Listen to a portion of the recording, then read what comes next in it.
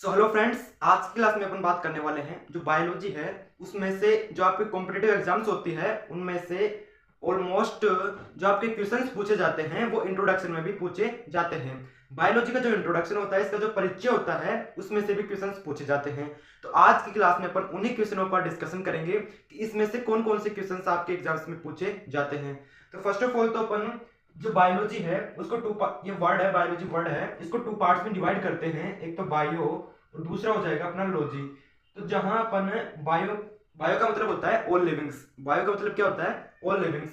इसका मतलब तो हो जाएगा ऑल लिविंग्स। और लॉजी का मतलब होता है स्टडी। लॉजी का मतलब स्टडी से होता है। तो इसकी डेफिनेशन तो बन जाएगी study related to all organism is called biology. जीवधारियों से संबंधित अध्ययन को जीव विज्ञान कहते हैं। या फिर और अच्छे से देना चाहते हो तो जीव विज्ञान विज्ञान की वह शाखा है जिसमें जीवों का संपूर्ण अध्ययन किया जाता है, वह जीव विज्ञान कहलाती है। उसके बाद में से फर्स्ट क्वेश्चन तो यह है आपका, जो इसमें से बार बार पूछा जाता है कि जीव विज्ञान के जनक किसे कहा जाता है।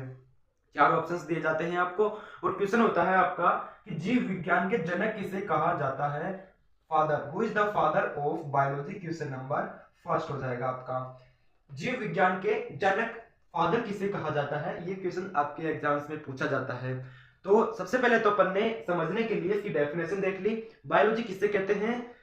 जीवों के संपूर्ण अध्ययन को ही, जीवों के संपूर्ण अध्ययन को ही अपन जीव विज्ञान कहते हैं, या फिर जीवधारियों से संबंधित अध्ययन को ही जीव विज्ञान कहते हैं।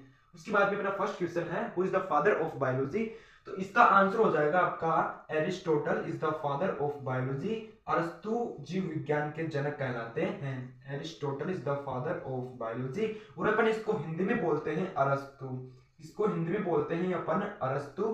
अरस्तु हो जाएंगे आपके जीव विज्ञान के जनक। जीव विज्ञान के जनक किसको कहा जाता है? अरस्तु को जीव विज्ञान का जनक कहा जाता है। ये अपन ने देख लिया क्वेश्चन नंबर फर्स्ट। ये क्वेश्चन है बहुत बार मैंने टाइम्स पूछा जा चुका है एग्जाम्स में। क्वेश्चन तो आएगा कि जीव विज्ञान के जनक किसे कहा जाता है।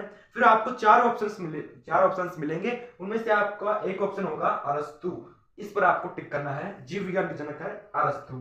फिर क्वेश्चन नंबर 2 है आपका कि जो जीव विज्ञान बायोलॉजी वर्ड है, जो बायोलॉजी वर्ड है वो दिया किस साइंटिस्ट ने था, किस वैज्ञानिक ने यह वर्ड आपको दिया था, ये वर्ड दिया था, किस वैज्ञानिक ने यह शब्द दिया था। तो उसका आंसर हो जाएगा लेमार्क नामक साइंटिस्ट थे। लेमार्क एक साइंटिस्ट थे, उन्होंने ये वर्ड दिया था। ये वर्ड दिया था जो बायोलॉजी वर्ड है वो लेमार्क नामक साइंटिस्ट, लेमार्क नाम के एक वैज्ञानिक थे। उन्होंने बायोलॉजी शब्द दिया था। जो बायोलॉजी वर्ड अपन बायोलॉजी बोलते हैं ये शब्द उन्होंने दिया था, लेमार्क साइंटिस्ट ने ये वर्ड दिया था। तो क्वेश्चन नंबर फर्स्ट तो क्लियर हो गया अपना कि who is the father of biology. जीव विज्ञान के जनक किस वैज्ञानिक को कहा जाता है? तो जीव विज्ञान के जनक कहा जाता है एरिस्टोटल को। इसको हिंदी में बोलते हैं अपन अरस्तु। जीव विज्ञान के जनक है आपके अरस्तु। नेक्स्ट है बायोलॉजी वर्ड किस साइंटिस्ट ने दिया था, किस साइंटिस्ट ने दिया था? तो वो हो जाएगा आपका लेमार्क। Question number 2 clear. उसके बाद में अपन बात करते हैं कि बायोलॉजी को कितने पार्ट्स में डिवाइड किया जाता है।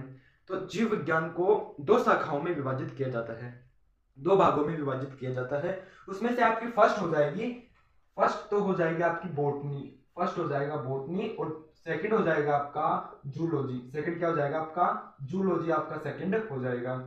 अब ये थर्ड क्वेश्चन मान लीजिए आप कि how many types of biology, या फिर जीव विज्ञान को कितनी शाखाओं में विभाजित किया जाता है, कितने भागों में विभाजित किया जाता है।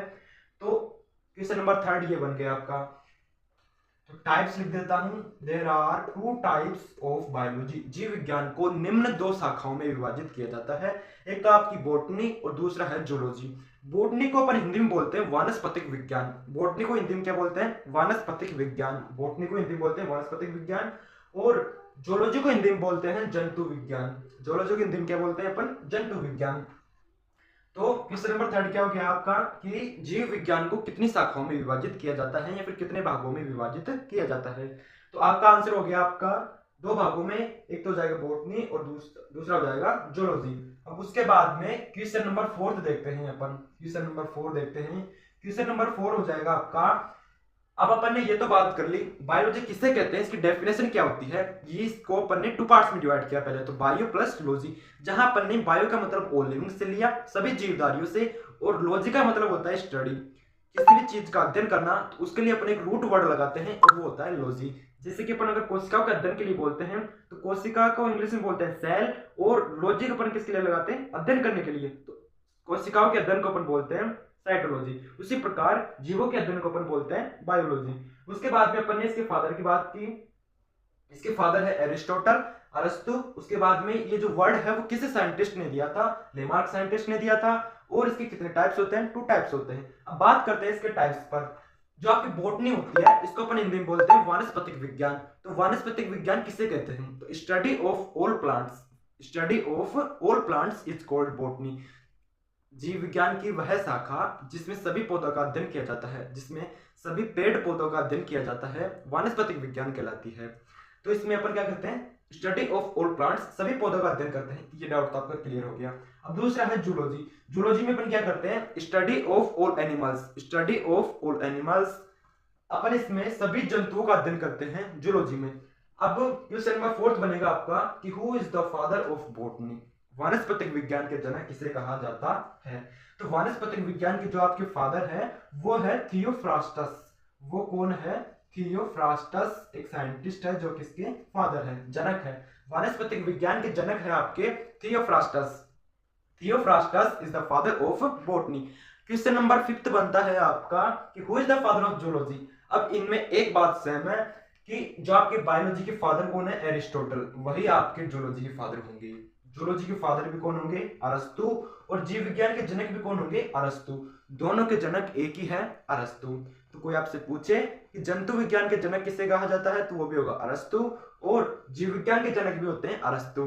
तो फ्रेंड्स, आज की क्लास में अपन ने देखा कि टोटल अभी तो 4th क्वेश्चन हुए, टोटल 5 क्वेश्चन है, जिसमें से अपन ने 5th क्वेश्चन देखा था जूलॉजी के बारे में। Who is the father of zoology.